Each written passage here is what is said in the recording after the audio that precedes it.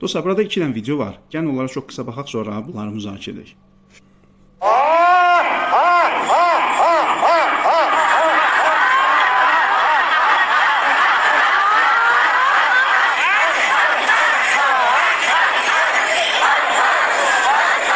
Bu birinci video, bu da ikinci video. Bugün sizlərə idrarla nəcis olmuş yorğanı kür rusu ilə nə şəkildə paşlamaq lazım olduğunu əməli bir şəkildə göstərmək istəyirəm.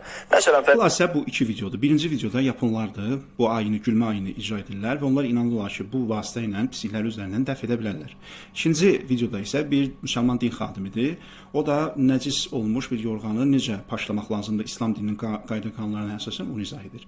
Yəni hansı video məsxərə obyektinə çevrilir? Təbii ki, ikinci video, amma birinci video yox. Halbuki mahiyyətcə birinci video başına ayağa xurafatdır. Amma siz heç bir platformada yaponların, çinlilərin, koreyalıların bu cür xurafat dolu ayinlərinin icra məsxərə obyektinə çevrildiyini görə bilməzsiniz. Niyə? Baxın, burada psixologiyada bir halo effekti deyilən bir şey var. O nədir? Qısası budur. Əgər bir insan, bir qrup, bir cəmiyyət müsbət imicə sahibdirsə, deməli onların digər qüsurları ya görməzdən gəlinir, ya normal qəbul edilir. Bizim cəmiyyətdə insanlar, bunların nəzərində yaponlar, çinlər, koreyalılar, avropalılar, bunlar inkişaf etmiş ölkələrdə texnika, texnologiya yollarda inkişaf edib. Ona görə onların bu cür absurd hərəkətləri də onlara normal gəlir. Amma qeyrilərinin etdiyi çox xırda bir hərəkət belə onlarda belə deyim şok effekti yaradır. Baxın, adam ünvana nə qoyub? Dünyanı şoka salan elmi kəşf.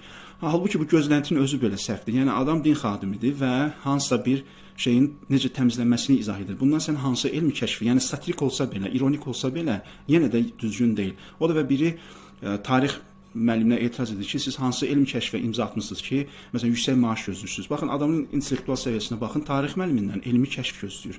Yanaşma özü kökündən səhvdir. Burada da bu cürdür. Bəli, tənqid ola bilər, insanlar fikrini azad şəkildə ifadə edə bilərlər, amma burada obyektiv olmaq şərtdir və tənqidində özünün qayda qanunları var, özünün şərtləri var. Yəni bu demək deyil ki, insan tənqid edir deyən ağzına gələni danışmalıdır. Burada həm də bir şuuraltı nə var? Özünü intellektual göstərmə çabası var.